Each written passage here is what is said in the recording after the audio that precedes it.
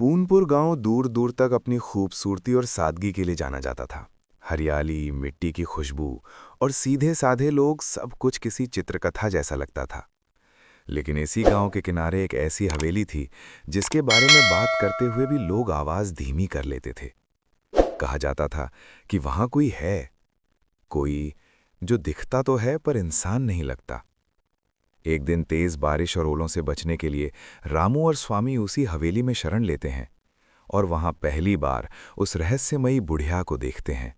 खुले सफेद बाल, बड़बड़ाती आवाज और पथराई आंखें। डर के मारे दोनों गांव भाग आते हैं और कसम खाते हैं कि उस तरफ दोबारा कभी नहीं जाएंगे। कुछ दिनों बाद गांव में 4 अजनबी आते हैं।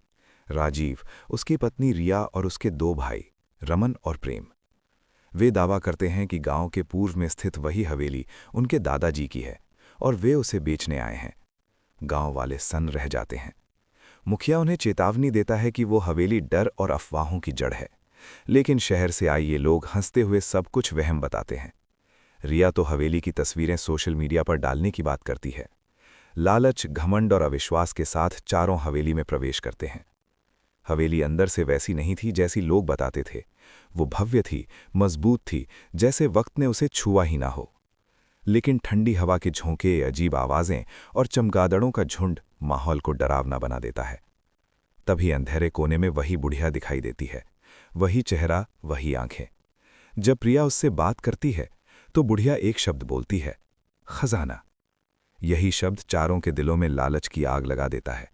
बुढ़िया कहती है कि उसने इसी हवेली में खजाना छुपाया था, पर अब उसे याद नहीं कि कहाँ। पूरी रात खजाने की तलाश होती है, लेकिन कुछ नहीं मिलता। अगले दिन गांव के 101 लोग भी लालच में आकर साथ चल पड़ते हैं।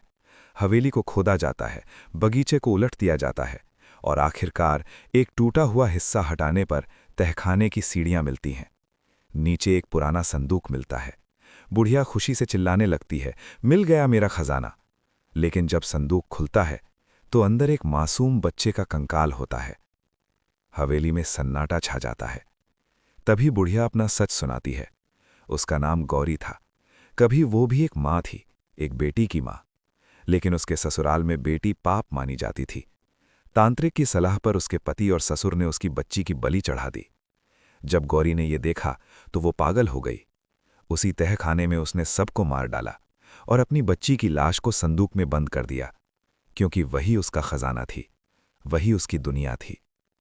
राजीव उस संदूक को लात मार देता है और यहीं से हवेली अपना असली रूप दिखाती है। जाल, गड्ढे, बंद कमरे, चूहे, फिसलन, हवेली जैसे खुद बदला लेने लगती है।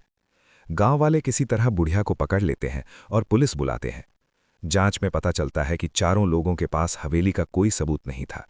वे सिर्फ धोखा देकर जमीन बेचने आए थे। पुलिस उन्हें गिरफ्तार कर लेती है। आखिर में गांव वाले उस मासूम बच्ची का विधि विधान से अंतिम संस्कार करते हैं। बुढ़िया को मानसिक चिकित्सालय भेज दिया जाता है। हवेली को तोड़ा नहीं जाता, बल्कि उसे एक बालिका विद्यालय में बदल दिया जाता है। बाहर एक पट्टिका लगती है, गौरी कन्या विद्यालय, एक मां की याद में। और पूनपुर गांव में पहली बार डर की जगह इंसाफ ने घर बना लिया।